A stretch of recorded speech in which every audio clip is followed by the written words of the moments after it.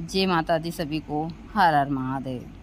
अभी 6 जुलाई से गुप्त नवरात्रि आरंभ हो रही है और इस आषाढ़ मास की नवरात्रि में आप माँ 10 महाविद्या की साधना कर और अपने जीवन में बहुत सारी चीज़ें ठीक कर सकते हैं। यहाँ सबसे ज़्यादा इसमें गुप्त साधनाएं होती, इसका नाम ही है गुप्त नवरात्रि। इसमें सबसे ज़्यादा माँ बगलामुखी की और माँ 10 विद्या की साधना होती है और 10 महाविद्या के सबके अलग अलग मंत्र हैं, जिन मंत्र को आप प्रतिदिन जिस देवी का दिन हो उस देवी का मंत्र कर और साधना में और अपने जो भी कार्य उसमें सफलता प्राप्त कर सकते हैं और माँ की कृपा भी। तो मैं आप लोगों को विधि विधान बता देती हूँ। यदि आप करना चाहते हैं और आप दीक्षित हैं तो ज़रूर यह साधना कीजिए। आप यह साधना घर पर भी कर सकते हैं। यदि आपके घर में एकांत दक्षिण दिशा में एक रूम हो तो उस रूम में भी आप कर सकते हैं, मंदिर में कर सकते हैं, शमशान में और अन्य एकांत जगह में भी आप कर सकते हैं। इसमें आपको ज़्यादा कुछ नहीं चाहिए, एक पटला चाहिएगा। उस पटले के लिए यदि 1 अंगुष्ठ की मूर्ति हो माँ काली की या माँ 10 विद्या की या यंत्र वह चलेगा और कुछ भी नहीं हो आपके पास में तो एक कलश में चावल भरिए। चावल भरने के बाद में उस कलश के ऊपर आप चांदी की 2 आंख लगाइए, वहाँ एक त्रिशूल रखिए, एक जो भी माँ का शस्त्र हो वह रखकर पूजा पाठ कर और दक्षिण दिशा में पटला लगाकर धूप दीप कर प्रतिदिन आपको रात्रि के समय साधना करनी है। इस साधना में जो पहले दिन का मंत्र है वह मंत्र मैं आप लोगों को बता देती हूँ।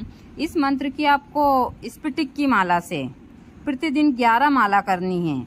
दूसरा, उसके बाद में आपको इसका ज़्यादा नहीं तो 108 बार फिर बाद में हवन करना है।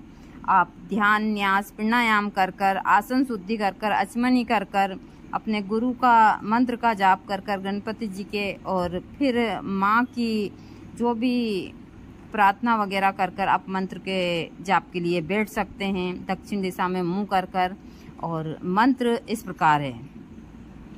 ओम क्रीम क्रीम क्रीम हूम हूम ह्रीम ह्रीम दक्षिणे काली के क्रीम क्रीम क्रीम हूम हूम ह्रीम ह्रीम स्वाहा।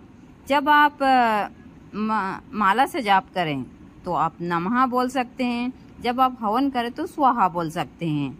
और यह रात्रिकालीन होती है। दूसरा, आप घर पर भी रहकर यह साधना कर सकते हैं। आप इसमें ब्रह्मचारी का पालन जरूर करिए।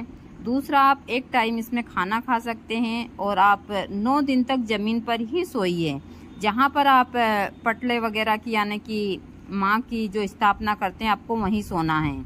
दूसरा, जब तक आप साधना काल में रहें वहाँ पर आपको एक शुद्ध आसन लगाना है, वह आसन वहीं लगा रहना चाहिए। और एक बांधने के लिए आपको लुंगी ही चाहिए, एक ही वस्त्र आपको बांधना है, एक गमछा भी आपके साथ में होना चाहिए। दूसरा, जमीन के ऊपर सोना है।